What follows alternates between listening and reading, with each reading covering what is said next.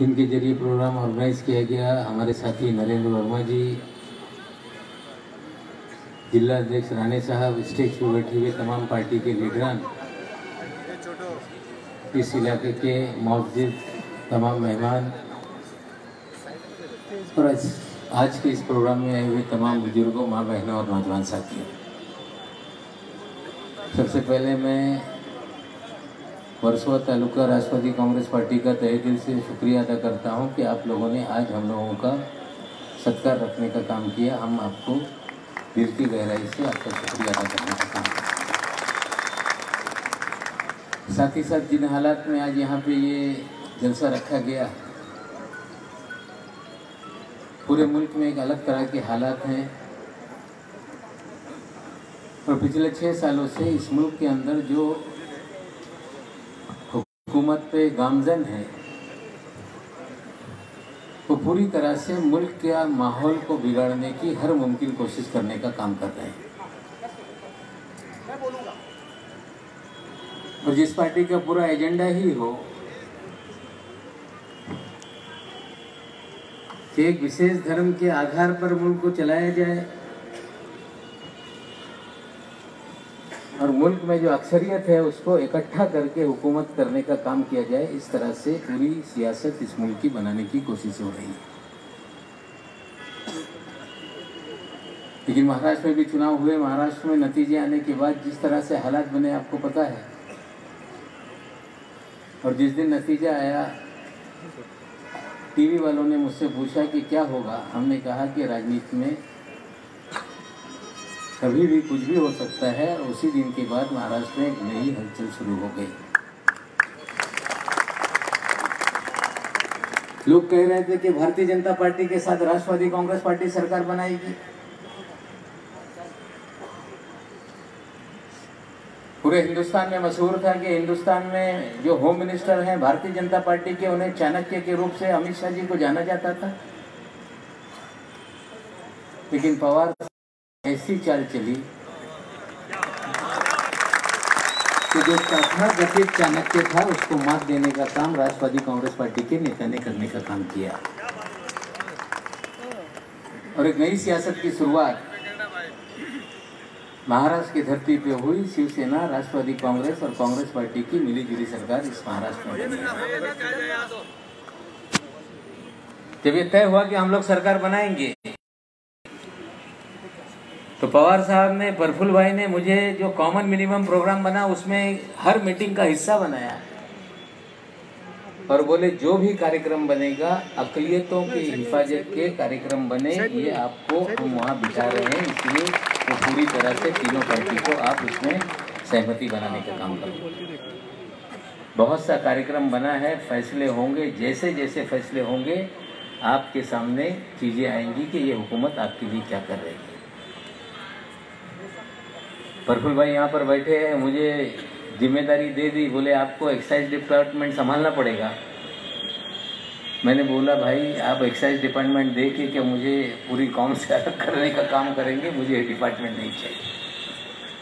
Party ने भी मांग कर अक़लियती शोभा हम लोगों ने लिया है और मुझे भी दिया गया है, तो मेरी पूरी जिम्मेदारी है कि महाराष्ट्र में अक़लियत, खास करके मुसलमान हो, जैन हो, सिख हो, ईसाई हो, बौद्ध हो, तमाम लिंग्विस्टिक माइनॉरिटीज़ हो, उनके जो भी हक है उनका कहीं ना कहीं उनको मिले और उनके साथ कोई नाइंसाफ़ी ना हो, ये कोशिश करने का। लेकिन जिस दिन सरकार बनी उसी दिन हमने तय किया कि महाराष्ट्र की धरती पे किसी के भी धर्म, जाति, भाषा के नाम पर अत्याचार, अन्याय हम नहीं होने देंगे। ये हमारा कॉमन मिनिमम प्रोग्राम है। लेकिन दिल्ली की सरकार ने एक कानून हिंदुस्तान में बनाया जिसे सिटीजन अमेंडमेंट एक्ट कहते हैं। जिस दिन वो टेबल होने वाला था पार्लियामेंट में, पार्टी की भूमिका हमने पूरी टेलीविजन पे, अखबारों में स्पष्ट कर दी। पार्लियामेंट के नीचे के ऐवान में पार्टी ने पूरी तरह से उस कानून की मुखालफत करने का काम किया। ऊपर प्रफुल्ल भाई थे, पवार साहब थे, हमने दोनों सदनों में इस कानून का पूरी तरह से मुखालफत करने का काम किया और हमने कहा कि ये आइन जो हमारा दस्तूर है, कॉन्स्टिट्यूशन है, उसके आर्टिकल 14 का पूरी तरह से उल्लंघन करता है और धर्म के आधार पर कोई कानून नहीं बनाया जा सकता। जो भी एहतजाज हुए मुंबई शहर में, अगस्त क्रांति मैदान में सबसे पहला एहतजाज हुआ, हमने पार्टी के झंडे नहीं लगाए, लेकिन पूरा मोबिलाइज करने का काम एक एक राष्ट्रवादी कांग्रेस पार्टी का कार्यकर्ता और नेता करके पहली शुरुआत इस शहर में हम लोगों ने करने का काम किया। और जब पूछा गया पवार साहब से कि क्या होगा महाराष्ट्र में, पवार साहब ने कहा कि हम महाराष्ट्र में किसी पे भी नाइंसाफ़ी नहीं होने देंगे। एनआरसी को लेके सवाल आया तो पवार साहब ने साफ कर दिया कि एनआरसी महाराष्ट्र की धरती पे लागू नहीं होगी, और मुख्यमंत्री ने भी इसको पूरी तरह से साफ करने का काम किया। साथ ही साथ में ये भी कहा गया कि सीएए का मामला ये राज्य सरकार के अधीन नहीं है, केंद्र सरकार का है, लेकिन महाराष्ट्र में किसी पे अन्याय नहीं होगा, ये इस सरकार की और राष्ट्रवादी कांग्रेस पार्टी की पूरी भूमिका है। एक एनपीआर को लेके सवाल लोगों के मन में है, एनपीआर का क्या होगा। मैं आपको बता दूं एनपीआर क्या है। 2008 में एनपीआर कांग्रेस की सरकार ने लाया था और उसी के बेस पे यूनिक आइडेंटिफिकेशन कोड बना, आधार कार्ड दिए गए। 120 करोड़ लोगों का डाटा हुकूमत के पास है। एक बटन मोदी जी दबा देंगे, कौन कहाँ पैदा हुआ, किसके बाप का नाम क्या है, मिल जाएगा। सिर्फ एनपीआर इसलिए लाया जा रहा है कि लोगों को परेशान करने का काम किया जाए। और मेरा तो साफ इल्जाम है कि 20,000 करोड़ का ठेका किसको देने वाले हैं, ये आज तक मोदी जी ने बताया नहीं। कहीं ना कहीं लोगों को परेशान करना और गुमराह करने के लिए इस तरह की चीज़ें लाई गई हैं। लेकिन महाराष्ट्र की धरती पे सरकार बनने के बाद आप देख रहे हो कि झारखंड में भी सपड़ा साफ हो गया। दिल्ली में तो अमित शाह जी, नड्डा जी, मैं टाइम समझ रहा हूँ भाई, 35 मिनट है अभी। नहीं, नड्डा जी 270 एमपी, पूरे देश के मुख्यमंत्री नाच रहे थे गली गली, और मोदी जी ने बोला कि एंटी नेशनल को वोट मत देना।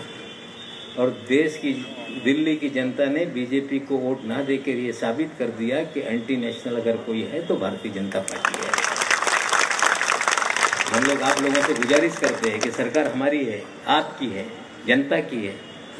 आप ऐसा कोई भी माहौल ना बनने दे जिससे फ़ायदा जो फिरका परस्त ताकतें हैं उसको मिले। घबराने की कोई ज़रूरत नहीं। अनिल देशमुख जी हैं, हम लोग हैं, अजीत पवार साहब हैं, तीनों पार्टी की सरकार है।